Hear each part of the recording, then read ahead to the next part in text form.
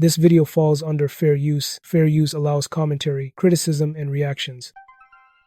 What's up, back with another one. Today we're diving into everything surrounding Ja Morant, and once again, T. Morant's name is in the mix. Kenyon Martin, from Gil's Arena, has called out how T's behavior on the sidelines might be affecting Ja's image and career. We'll look back at moments where Chris Paul's dad tried to give T some NBA dad advice, plus break down last night's exchange between T. Morant and Kevin Durant. Ja's been struggling lately, so let's get right into it. You thought was your friends wasn't really your friends if it's based on your son's money. Because it's not my money, it's my son's money. And it's not just when he got drafted, this might be ongoing. So you and your wife have to sit down and talk about this stuff because it's gonna come. Chris been in 15 years.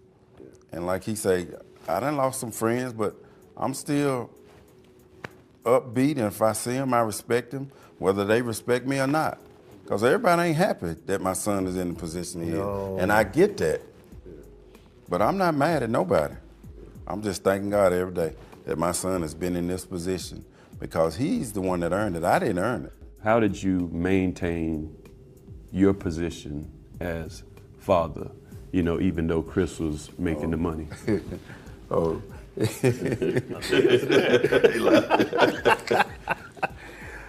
Even though Chris has made the money to maintain who I am, first thing Chris wanted to do was move us out into another house. And me and my wife, we wasn't ready. We was happy where we was. The real eye-opener was when he bought his 2006 car, and I went down there to look at it, and it cost more than my house. That's when I was like, wow, this boy making some money. But once again, the money don't change who you are. Right. You's his father. You've been there. I mean, it ain't like you gonna start acting like I need a Mercedes next week, I need this next week, your son know you, you know your son. If it's something that you need to sit down and talk to him about, sit down and talk to him. Right. You ain't gonna take a back and say, well, I can't talk to my son. He's playing in the NBA now, I can't. Right. Oh no, don't never feel like that or you won't be no good to him. You won't be no good. We've seen T. Morant interact with players plenty of times, taking pictures after games, talking with their families, keeping things friendly. But because of everything that's happened in Memphis, people see these moments differently now. Of course, we remember when things got heated with Shannon Sharpe, who crossed the line by challenging Grizzlies players while fanboying for LeBron. That moment showed how quickly things can go left. So once again, T's name is being brought up, and Kenyon Martin isn't holding back. He's been vocal about not liking how T's handled the spotlight as an NBA dad.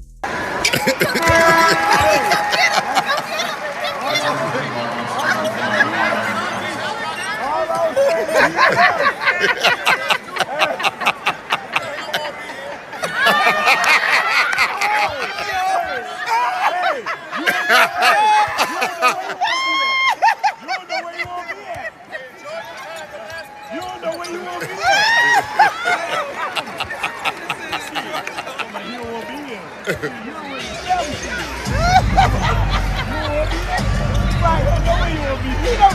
want to be at. Hell, I didn't even know it was with the Rockets until like 2 weeks ago.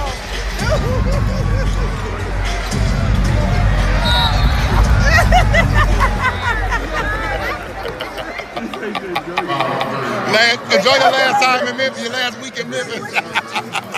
He told T to enjoy his last week in Memphis. One thing you can do is give me time to think. Right. Give me time to think. That's what I'm saying. You gotta have. So that's a dad there, like, come on, son. That has nothing to do with it. My dad ain't in the locker room with him. But his dad he could tell him. Who? His daddy. Are you serious? You see did you see what that was for Halloween? That's what I'm saying. That nigga was his son for Halloween. You should have older people telling you. It ain't. I had my dad. It ain't you want to go out every night? Then I hear that in the back of my head. Damn, like, I had it ain't him. Yeah, I'm telling you the truth.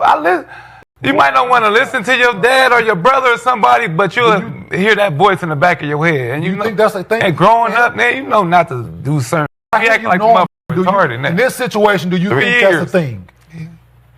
What a thing? What you just said. His dad. In this situation? Normally, I hear you. Yeah. KJ, back his mind. That's what I'm saying. You don't want to listen to him for years. But that's the thing. Do you think in this situation with Ja and T, that's a thing? No, I can answer that for you. Absolutely not. We've been saying this, well, I know I have, for the last couple years about Ja and his relationship with T, right? That T has to be better. T has to be a better role model, better leader for that young man. You got to show him different. You got to tell him different. You got to pull his coattail. You got to. It's not a one-time thing. It's not a. It has to be a constant thing. Like, young man, you f***ing up now. You're doing, like, you got to be blatantly honest with him. But I think that line was a long time ago. But you want to have a great relationship with your son, absolutely. But you want a healthy fear there as well, right? Like you want a healthy fear to where to your point you're making. Yeah. It's that subconscious thought, right? Always like, maybe I this is crazy, man, right? Like it's that, right? I shouldn't go. Right? Stand in the corner, but it's not that. I'm saying, but it's hold not your hands up for 30 minutes. Like this man, like. Gilbert had him in a defense. So y'all don't think that he's had those talks with Ja at all? No, I don't. Like after that interview, who cares if he did? What is he going to tell? What is he going to tell him? Like, no, I know.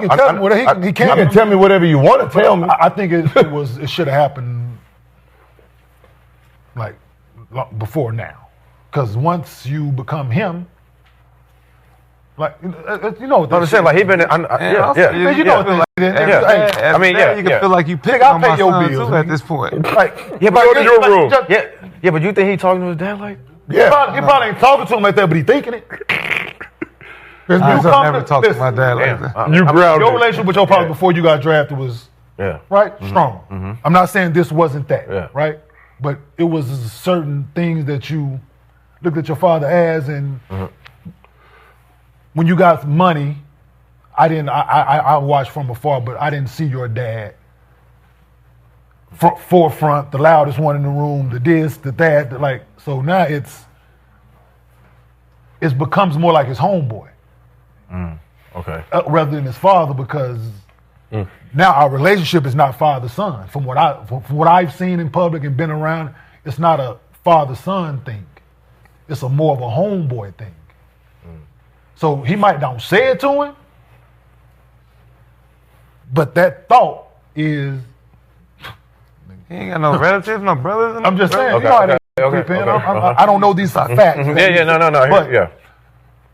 No. Normal thinking is, nigga, I'm paying your bills, nigga.